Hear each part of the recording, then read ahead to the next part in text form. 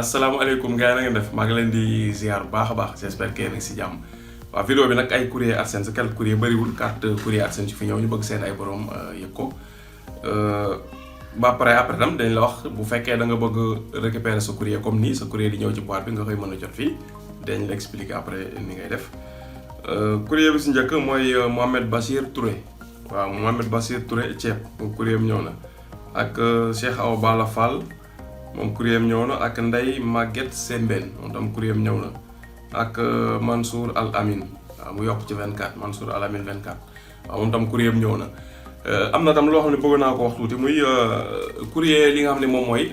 fiscalité yi xam nga AdSense dañuy remplir fiscalité document yooyu dañ la koy defal benn yoon par at ñu jël document bi envoyé la ko mais xam nga defoon naa vidéo ma ne maanaam document yi soxlul ngay def maanaam par postal. parce que dinañ la ko defal nga mën ko télécharger te mën koo télécharger di ko garder sa ordinateur soxlul ngay def postal ñu koy envoyé ci boîte bi léegi ñi nga xam nag envoyé nañ ci boîte bi mooy tekki ñoo xam ni dañoo defoon boîte bi jot seen courrier ba pare dindi wuñ ko comme dindi wuñ ko nag léegi AdSense di leen fa continuer di leen fa envoyé courrier te li gën mooy soo defee boîte postale bi ñu joxe soo jotee sa courrier AdSense ba pare nga dindi ko dem def fan ak sa vraie adresse waaw loolu mooy li nga moo gën a pratique te waxoon nañ ko ci vidéo yàgg yi mais xëy na dañ ko gëj a fàttali koo xam daal jot nga sa courrier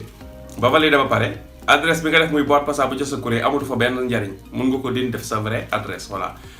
courrier yi tamit defoon nañ ci vidéo wax ni maanaam jarul di def postal ñu la koy envoyé sa kër di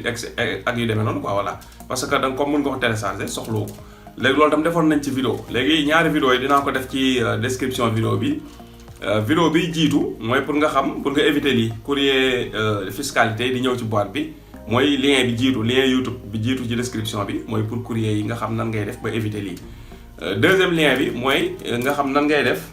ba sa courrier AdSense su fekkee da nga ko bëgg a jot nga mën a fexe ba sa courrier AdSense mën a ñëw ci boîte postale bi comme nii buñ ko jotee mën la ko jox nga valider voilà deuxième lien YouTube bi soo bëggee xam nan ngay def ba sa courrier bokk ci courrier yi ñëw su fekkee yaa ngi toll si monétisation da ngay seetaan deuxième lien YouTube bi nga xam mu ngi si description bi